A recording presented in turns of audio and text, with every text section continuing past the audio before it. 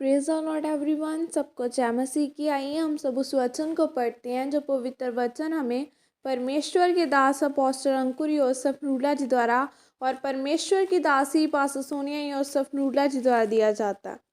आइए हम सब उस वचन को पढ़ें। आपकी आशीष किस चीज़ में है?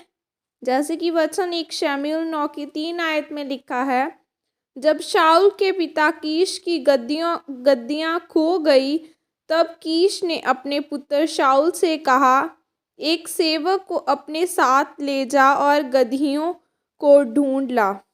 मेरे प्रियो, जैसे हम किसी ओलंपिक के खिलाड़ी को पूछे कि तूने गोल्ड मेडल कैसे जीता, वह कभी भी ऐसे नहीं बोलेगा कि खेल चल रहा था और मैं भी चला गया और मैंने भाग लिया और मैं जीत गया।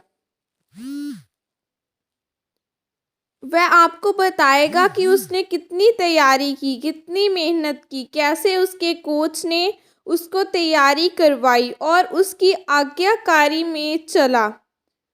इसका मतलब जैसे शारीरिक आशीष लेने के लिए आज्ञाकारी की ज़रूरत है, वैसे ही आत्मिक आशीषों को लेने के लिए आपको आज्ञाकारी की ज़रूरत है।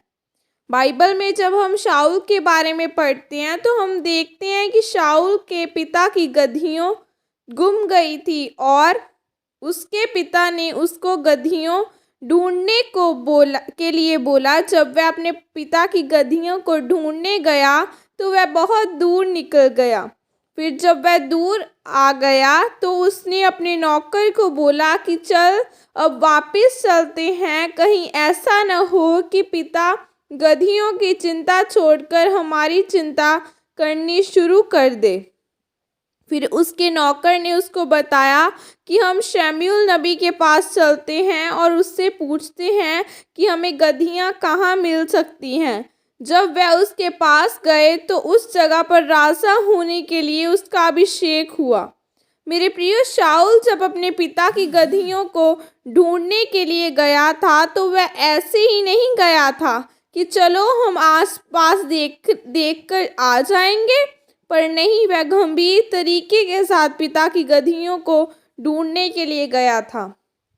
उसने यह नहीं बोला कि पिता तो बोलता ही रहता है, पर उसने उस आज्ञा को माना।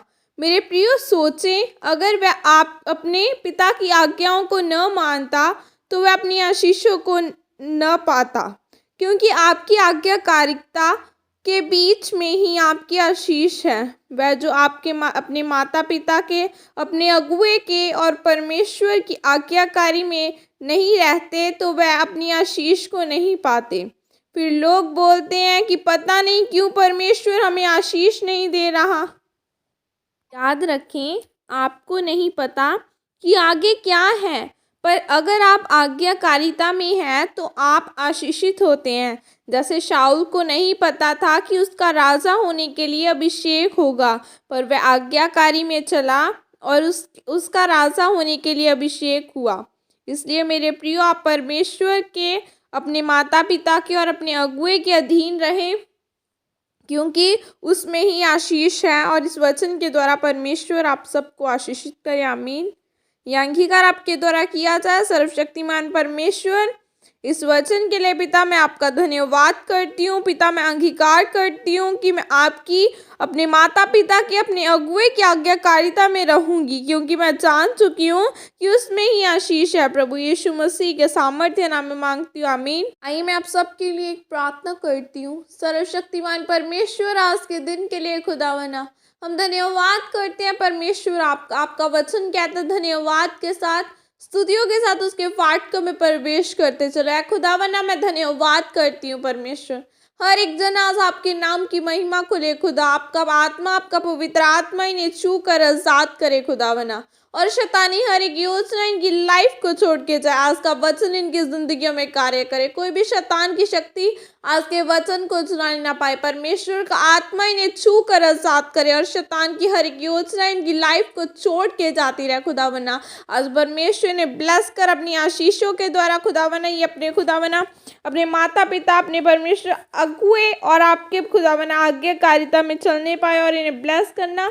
अब इनके खुदावन हर एक ब्लेसिंग इनके बिजनेस को ब्लेस करें, इन सबको आपके सामर्थ्य लहू में कवर करती हूँ। प्रभु यीशु मसीह के सामर्थ्य नाम में मांगती हूँ, आमीन। सबको जय मसीह की। God bless you all.